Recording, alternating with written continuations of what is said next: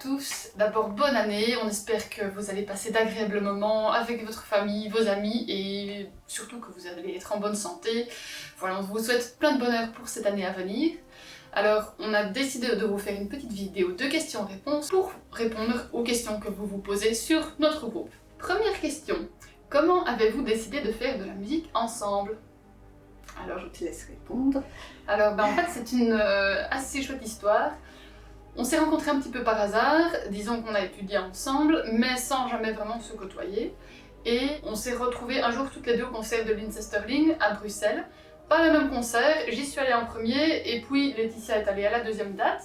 Et alors, j'ai un ami que nous avons en commun qui m'a appelé par hasard, et je lui ai donné de mes nouvelles en lui disant « Je suis allée au concert de Lindsey Stirling, c'était génial ». Il m'a dit « Ah je ne savais pas que tu écoutais Lindsey Stirling, oh Laetitia écoute aussi Lindsey Stirling, elle va à son concert, elle a eu une place ». Donc j'ai commencé à écrire à Laetitia pour lui dire « Oh, j'ai été au concert de Lindsey Stirling, c'était super, profite du concert ». Et on a commencé à parler, oh, qu'est-ce que tu fais? Et donc je me suis rendu compte que Laetitia était productrice, et Laetitia s'est rendu compte que j'étais violoniste, alors qu'elle composait un album pour violon justement. Donc on a décidé d'abord de travailler par échange de services. Elle a produit un morceau que j'ai composé, j'ai enregistré le violon pour son album, et c'est comme ça qu'est né le duo Evika. Voilà, en fait, je me suis rendu compte que je ne pouvais pas me passer d'elle, et donc en fait, le duo, voilà, s'est avéré être une évidence à ce niveau-là. Voilà. Est-ce que vous allez faire plus de covers de Two Steps From Hell? Alors, c'est pas prévu au programme là tout de suite, on n'en a pas encore vraiment parlé, mais on n'est pas fermé à l'idée, donc voilà. On va voir. Oui ni non. Disons que jusqu'à présent, les fans de Two Steps From Hell ont été vraiment très fidèles, c'est une chouette communauté, vraiment. Donc on a constaté que ça marchait assez bien pour nous de faire des covers de Two Steps From Hell, et c'est de la musique qu'on aime bien. Autre question, quel était le processus de composition pour vous, votre premier album? J'ai commencé à composer fin 2019. Et en fait, donc je produisais en même temps. J'utilisais un violon en instrument virtuel. Et je me suis très vite rendu compte qu'il me fallait un vrai violon, une vraie violoniste. Elle sonne aussi bien qu'un vrai violon. Et c'est là, en fait, vraiment peu de temps après que j'ai rencontré Candice. Et donc moi voilà, j'étais vraiment dans le processus de composition et de production à cette époque. Elle m'a proposé d'enregistrer les morceaux. Et donc voilà, j'ai commencé à faire les partitions, elle a commencé à les travailler. Et au bout de 3 morceaux qu'elle avait appris, on allait en studio les enregistrer. Dès qu'elle avait terminé l'enregistrement en fait, du violon, voilà, moi je mixais alors le violon, et ça c'était encore une étape assez fastidieuse. Donc voilà, c'était un peu comme ça qu'on a procédé, et au final, voilà, quand on a eu assez de compositions en route, abouties, on a décidé de sortir les premiers morceaux en fait, et de faire des clips. Est-ce que vous allez faire un autre album? L'idée pour le moment, c'est de sortir des morceaux un à un, parce qu'on n'a pas encore une communauté vraiment qui nous permette de pouvoir rentabiliser vraiment la sortie d'un album. En fait, la sortie d'un album, c'est un événement à un instant T, ça demande beaucoup de travail, tandis que si on sort les singles un à un, en fait, on peut créer du flux de manière continue, en sortant de manière régulière, et c'est ce que nous prévoyons de faire cette année. Donc voilà, vu qu'on est encore des jeunes artistes et on fait nous-mêmes notre stratégie de communication, même si voilà, il y a encore du boulot, on doit gérer absolument tous les aspects. Donc on essaye différentes stratégies pour voir ce qui marche et ce qui marche moins bien. L'idée c'est que si vraiment il y a une demande, oui, on peut regrouper tous les morceaux qu'on a sortis. À mon avis, ça vaudra quand même la peine. Oui. Mais en tout cas, on est en train de composer, on est en train d'enregistrer, donc vous allez entendre des choses très bientôt. Quels sont les effets de violon électrique favoris? Ah, bonne question. C'est vrai que dans Evika, j'utilise pas beaucoup d'effets. Je dirais que de manière générale, j'ai pas encore expérimenté et vraiment tout exploré, mais je suis une femme simple, j'aime la distorsion. En fait, pour moi la distorsion c'est un peu comme la sauce soja dans mes plats, j'ai envie d'en mettre partout, ou à beaucoup d'endroits, mais pas dans Evika parce que pour la musique ça irait un petit peu moins bien, sauf que dans le dernier titre de l'album Ellipse, il y a un morceau qui s'appelle Boomerang, et qui a été enregistré à la fin avec un solo de guitare électrique, mais vu qu'on ne va pas faire venir le guitariste électrique sur scène pour même pas 30 secondes de morceau, et ben je mets de la distorsion et maintenant que j'ai un violon électrique à 5 cordes, j'arrive à jouer ce solo et donc maintenant c'est un solo de violon électrique. Et alors sinon comme autre effet qu'on a utilisé dans la cover de Clubbed to Death de Matrix, on a utilisé à un moment un petit peu de delay avec des pizzicatos, ça c'est assez bien. Comment procédez-vous pour réaliser un clip à partir d'un morceau, mise en scène, lieu, décor?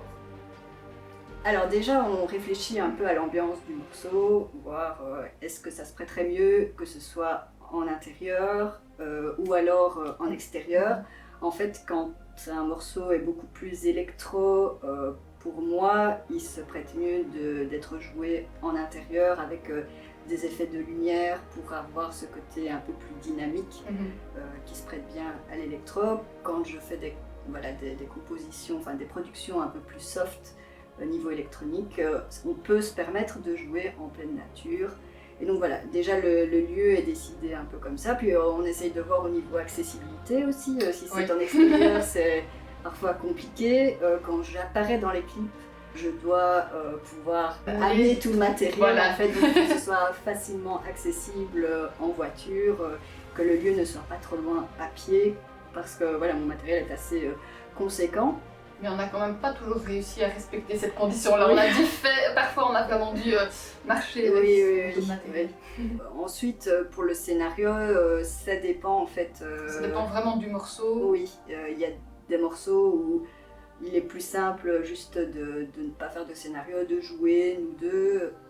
Voilà. Quand Candice apparaissait seule dans les clips, j'essayais toujours de faire un scénario parce que c'est plus compliqué d'apporter du dynamisme quand il n'y a qu'une seule personne qui apparaît dans un clip au niveau des prises de plan, des prises de vue, pardon. C'est toujours plus compliqué d'apporter un certain dynamisme sur 3 minutes 30. Donc j'essayais toujours de faire des scénarios, mais c'est vrai que quand j'apparais du coup, ça fait plus de possibilités de prise de vue en fait. Alors il y a des morceaux pour lesquels les idées nous sont venues assez rapidement. Pour Alter Ego, je pense que c'est celui dans lequel on a le plus investi en termes de signification. Pour l'histoire, Laetitia est venue avec une idée et qui m'a aussi beaucoup parlé, donc celui-là on va dire qu'il a vraiment pas mal d'importance pour nous, et donc en général, je pense que quand les Laetitia composent, tu n'as pas spécialement d'idée de clip en tête, sauf il y a une exception pour Illumination qu'on a filmé au château de la Vaux-Sainte-Anne. En fait, on savait qu'on aurait la possibilité de faire un clip là-bas, et Laetitia a composé le morceau en imaginant quelque chose qui pouvait se prêter à cette atmosphère un petit peu médiévale, au château de la Renaissance. Et donc une fois que le scénario est en place, on regarde un peu au niveau matériel ce dont on a besoin. Souvent on essaye de réutiliser du matériel qu'on a déjà acheté. Par exemple, des tenues ou alors des accessoires. Voilà, j'ai par exemple des spots que j'ai utilisés dans plusieurs clips. On a acheté un petit générateur électrique qu'on peut amener en pleine nature et donc faire vraiment... Qui nous a permis de faire le décor illuminé de Star Sky.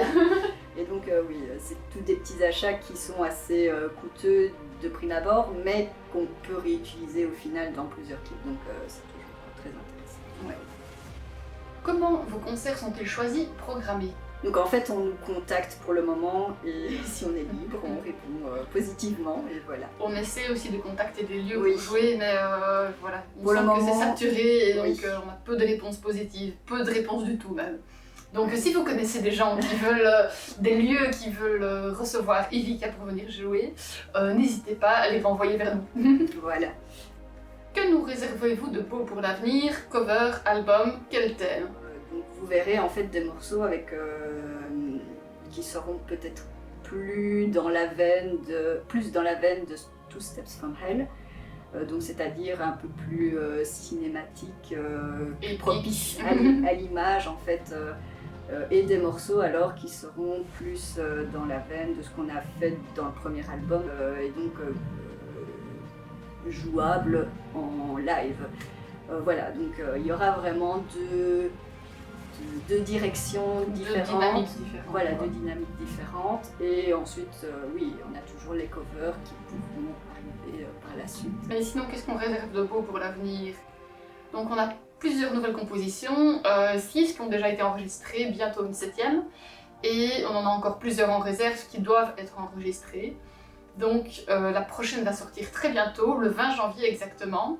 Donc voilà, c'est également la petite annonce qu'on avait à faire aujourd'hui avec cette vidéo. Et on aura aussi plusieurs concerts, on attend encore une confirmation pour plusieurs dates, mais a priori vous aurez plusieurs occasions de venir nous écouter en 2023. Voilà, on a fait le tour des questions. Si vous en avez d'autres, n'hésitez pas à nous contacter. Nous sommes disponibles sur notre page Facebook. Sur Instagram aussi. Voilà, et on vous souhaite donc Une bonne année 2023, voilà, en écoutant de la musique d'Evika. On espère vous retrouver à l'un ou l'autre de nos concerts. Et voilà, d'ici là, portez-vous bien. À bientôt. Bye.